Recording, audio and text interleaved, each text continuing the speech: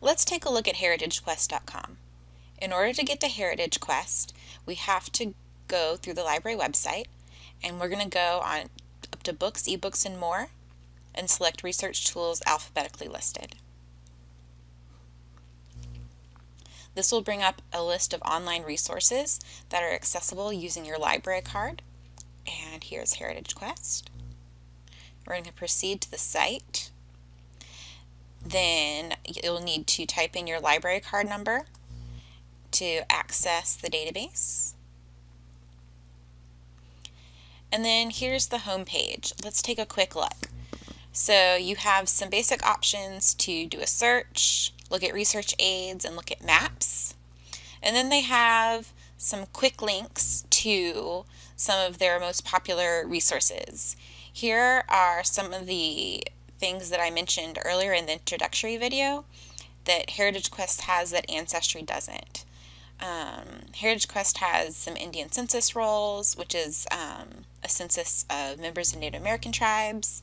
They have slave schedules from the 1800s, which are censuses of slaves that were living in America at the time. They have veterans information from the 1800s, lots of different things. Here are the quick links to the U.S. Census. Also at the bottom, they have some hints and tips every day, which are kind of fun to go look through to give you some more ideas on how to become a better researcher. And here are more links to more resources. Here are the books that I mentioned in our opening video of class. And the Freedmen's Bank information, which the Freedmen's Bureau was organized to serve newly freed African American slaves after the Civil War. And so these are some of those records. We are, however, going to be looking at the U.S. Census on Heritage Quest. So we're going to select search now for the Federal Census collection. So this is the search for the Federal Census.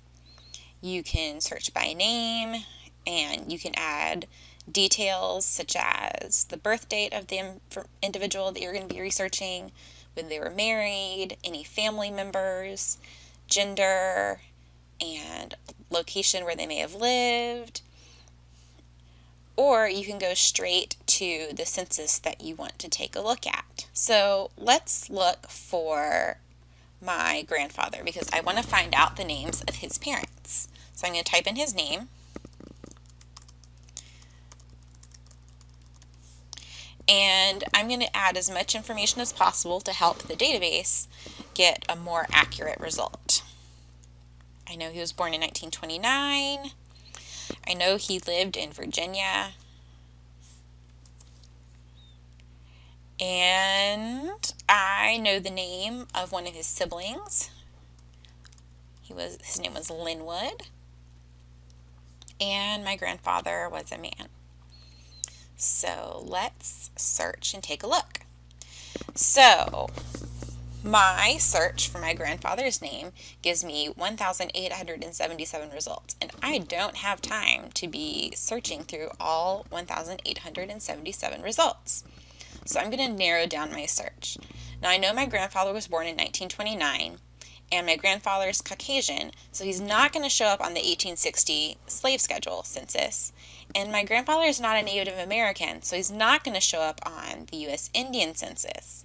However, he would show up in 1930 or 1940. So let's take a look at 1930, because that would be the first census that my grandfather would appear in. Now, this narrows down our number of results to 834. So let's take a look at what we've got. And these are all people whose names have Joseph, Clifton, or a J or a C Holland in their names.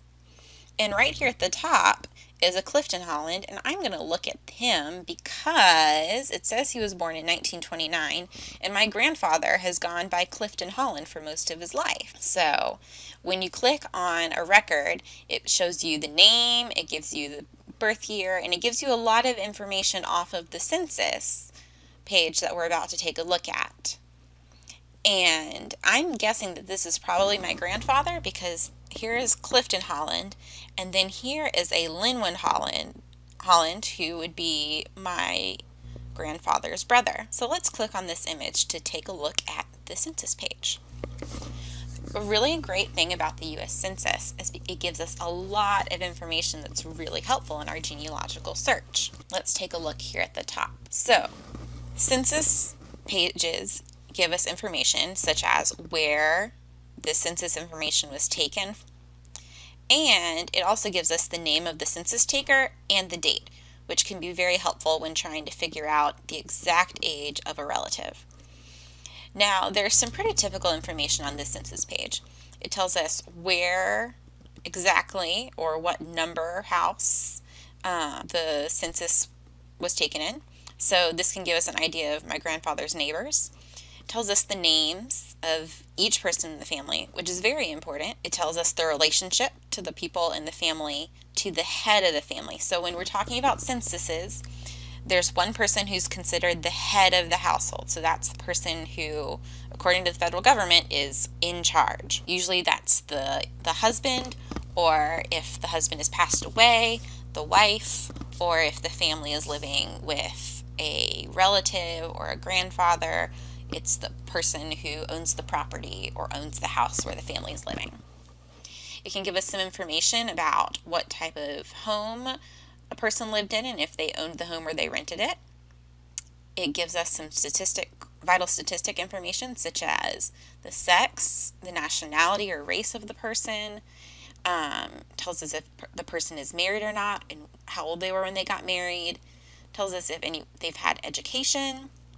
And a really nice feature of the 1930 census, which is really helpful for people who their families have immigrated from other countries, is it tells us the place of birth of the person who's listed in the census and both their father and their mother, which was really nice because if your grandfather was born here, but you knew his parents came over from a foreign country, this can give you an idea of what country they came from, and so what additional records you're going to want to look into.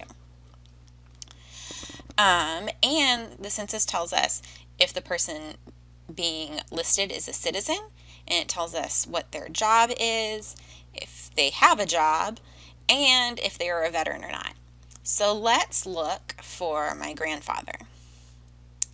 One really nice thing about Heritage Quest is that when you've searched for someone and you go to click through to the image that the record is attached, that popped up is attached to, is it highlights the area on the page where the person you're looking for is listed, which is really nice because some of these census pages are really long and they have lots of text and the handwriting can sometimes be messy and hard to read. So this is a really nice feature to help you narrow in on the information you want really quickly. And Heritage Quest also keeps the headers at the top of the census page to wherever you're looking on the page so that you can easily see what data is going on. So this is my grandfather. He was a year and a half old when the census was taken. He's obviously single because he's only a year old. He is attending school or being taught at home, but he doesn't read and write yet. And he lives in Virginia. His parents were born in Virginia. And he doesn't have an occupation yet. But if we go up to the top, it shows up here, this person is the head of the household. He's listed as the head. His name is Jesse, and this is Matt, and Matt is the head of the household's wife. See this wife with the H next to it? That means she is the wife of the head of the household. And here are their ages. They were 34 and 30 in 1930, and they've been married for a while. And let's see what occupation they're doing. So my great-grandfather was a farmer, and there's no job occupation listed for my great-grandmother, so we can assume probably pretty safely that she was just involved in keeping the home. Another nice feature about Heritage Quest is the ability to save images and your search information.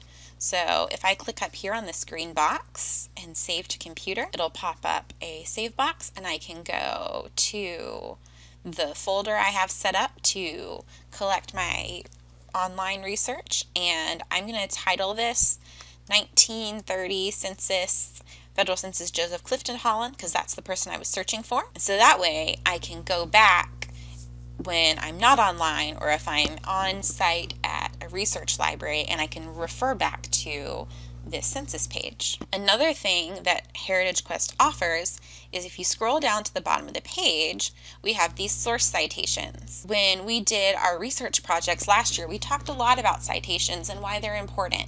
So citations are important because they tell people where we found information.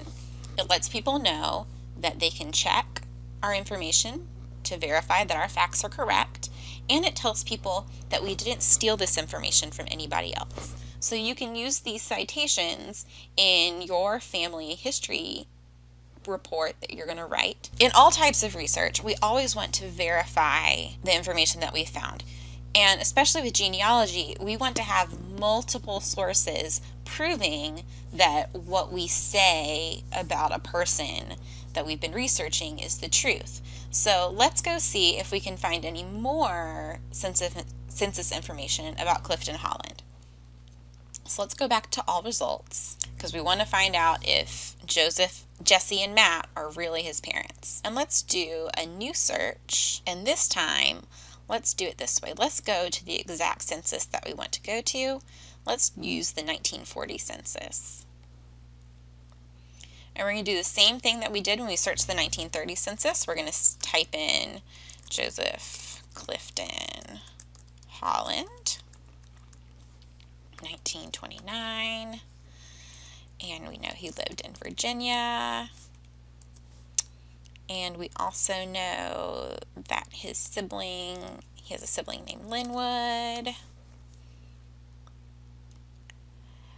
and he's a male, and we know from the 1930 census that his father was born in Virginia,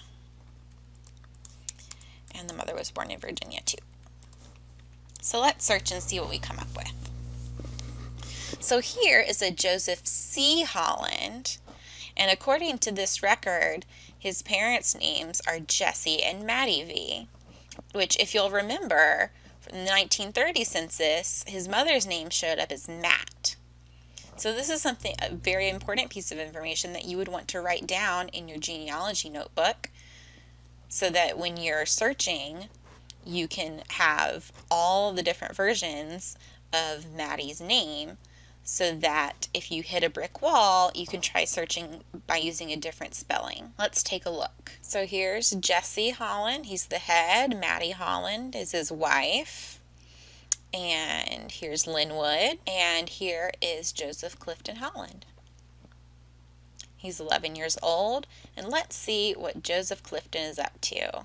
So the 1940 census, just like the 1930 census, gives us name, the relation to the head of the household, that vital statistic information. So here's the school information, attended school. Here is the occupation. So right now, Jesse is a farmer on a farm. And it looks like Linwood and one of my grandfather's other brothers are working on the farm. So this is the 1940 census. And just like the 1930 census, I'm going to save a copy. So when I'm doing research elsewhere, I can go back and refer to this. Knowing the name of your ancestor and any nicknames is very important, because as you can see, when we looked for my grandfather in the 1930 census, he showed up as Clifton Holland, but in the 1940 census, he showed up as Joseph C. Holland. It's also important, as we can see with Mattie, to consider different spellings of the name. The first time we see Mattie, she shows up as Matt, and in 1940, she shows up as Mattie V. Holland. Remembering and recording all of those alternative spellings are important, because sometimes that name will show up as a different spelling in different records. And so if you have all of the different spellings and variations, that can help you when you hit a brick wall. So that is how to search the census records on Heritage Quest.